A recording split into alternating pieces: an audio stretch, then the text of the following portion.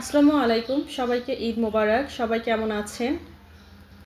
আশা করছি যে যেখান থেকে এই ভিডিওটা দেখছেন আল্লাহর রহমতে সবাই ভালো আছেন, সুস্থ আছেন। তো আরেকটি রান্নার রেসিপি দেখার জন্য সবাইকে স্বাগতম জানাচ্ছি। তো আজকে আমি গরুর মাংস রান্না করব, আর চলুন দেখে নেওয়া যাক কীভাবে গরুর মাংসটা রান্না করছি। আজকে আমি গরুর মাংসটা রান্না করব বাটা মশলায় হাতে মেখে। আর বাটা মশলায় হাতে মেখে গরুর মাংস রান্না করার জন্য প্রথমে গরুর মাংসটা আমি ধুয়ে কেটে নিয়েছি। আর এখন দিয়ে দিচ্ছি আদা বাটা 3 চামচ দিয়ে দিয়েছি। তো আর এরপরে দিয়ে দেব রসুন বাটা। তো আমি রসুন বাটাটাও 3 চামচ দেব, মানে একটু পরিমাণ মতো দিয়ে দেব। আর এরপর দিয়ে দিচ্ছি জিরা বাটা। তো জিরা বাটাটাও আমি 2 চামচ দিয়ে দিয়েছি। আর এরপর দিয়ে দিচ্ছি শুকনো মরিচ বাটা। তো শুকনো মরিচ বাটাটা যে যেমন ঝাল খেতে পছন্দ করেন সেই অনুযায়ী দিয়ে দেবেন। আর আমি এখানে 1 চামচের একটু বেশি দিয়ে দিয়েছি। আর এখন দিয়ে দিচ্ছি লবণ। তো লবণটাও পরিমাণ মতো আমি দিয়ে দিয়েছি। তো এখন আমি হলুদ গুঁড়া পরিমাণ মতো দিয়ে দিচ্ছি। আর পরিমাণ মতো হলুদ গুঁড়া দিয়ে এখন দিয়ে দেবো গরম মশলা। আর গরম মশলাটাও আমি পরিমাণ মতো দিয়ে দিচ্ছি।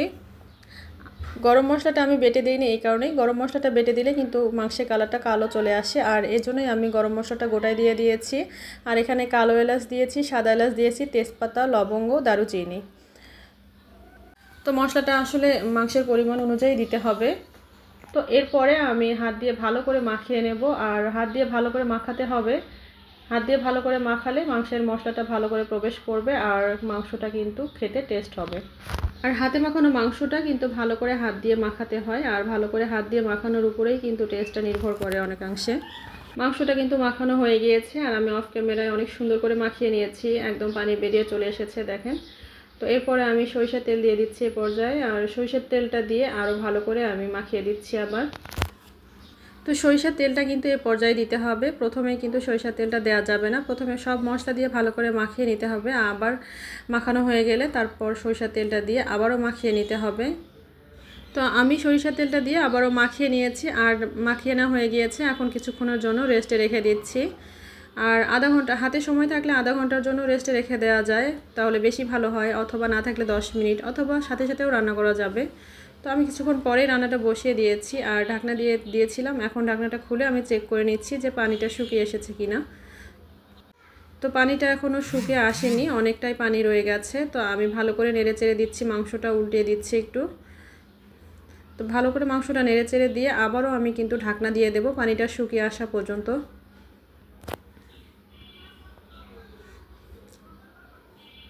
তো আমার হয়ে গিয়েছে নেড়ে চেড়ে দেওয়া। এখন আমি আবারও ঢাকনা দিয়ে দেব। আর ঢাকনা দেওয়ার কিছুক্ষণ পরে আমি আবারও ঢাকনাটা খুলে চেক করে নিচ্ছি। এ পর্যায়ে পানিটা শুকিয়ে এসেছে। এখন আমি মাংসটাকে ভালো করে কষিয়ে নেব। তো মাংসটা অনবরত নেড়ে চেড়ে দিয়ে কষিয়ে নিতে হবে, যেন নিচে লেগে না যায়। তো আমি মাংসটা ভালো করে কষিয়ে নিচ্ছি। আর যখন তেলটা একদম উপরে উঠে আসবে মাংসের, তখনই কিন্তু মাংসটা কষানো হয়ে যাবে। আর মাংসটা যতই কষানো যাবে ততই মাংসের টেস্টটা কিন্তু বেড়ে যাবে। তো মাংসটা আমার কষানো হয়ে গিয়েছে। এ পর্যায়ে মাংসটা যখন তেলটা উপরে চলে আসবে তখন কিন্তু মাংসটা কষানো হয়ে যাবে।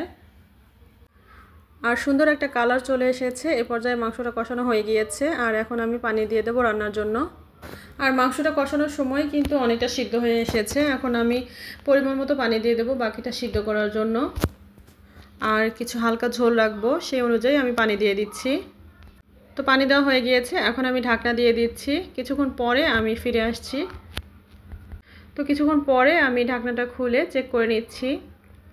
আর এ পর্যায়ে আমি গোটা কাঁচামরিচ দিয়ে দিচ্ছি। তো যে যেমন ঝাল খেতে পছন্দ করেন সে অনুযায়ী কিন্তু কাঁচামরিচ দেওয়া যাবে। তো আমি অল্প করে কাঁচামরিচ দিয়েছি। আর কিছুক্ষণ ঢাকনা দিয়েছিলাম, আবারও কিছুক্ষণ পরে আমি ঢাকনাটা খুলে চেক করে নিচ্ছি যে পানিটা শুকিয়ে এসেছে কিনা। আর এ পর্যায়ে আমি জিরা গুঁড়া দিয়ে দেব, ভাজা জিরার গুঁড়া দিয়ে দিচ্ছি। আর রান্নার শেষে নামানোর একটু আগে ভাজা জিরার গুঁড়া আর কাঁচামরিচটা কিন্তু রান্নার স্বাদটা দ্বিগুণ করে দেয়।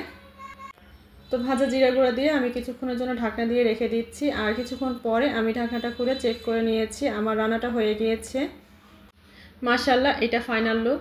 তো আমার রান্নার ভিডিওটা আপনাদের কেমন লেগেছে কমেন্টে কিন্তু অবশ্যই জানাবেন।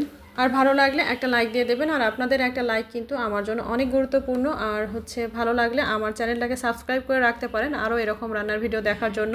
তো আজকের ভিডিওটা এই পর্যন্তই, কথা হবে অন্য কোনো ভিডিওতে। সে পর্যন্ত আল্লাহ তাআলা সবাইকে সুস্থ রাখুক, ভালো রাখুক। আল্লাহ হাফেজ, আসসালামু আলাইকুম।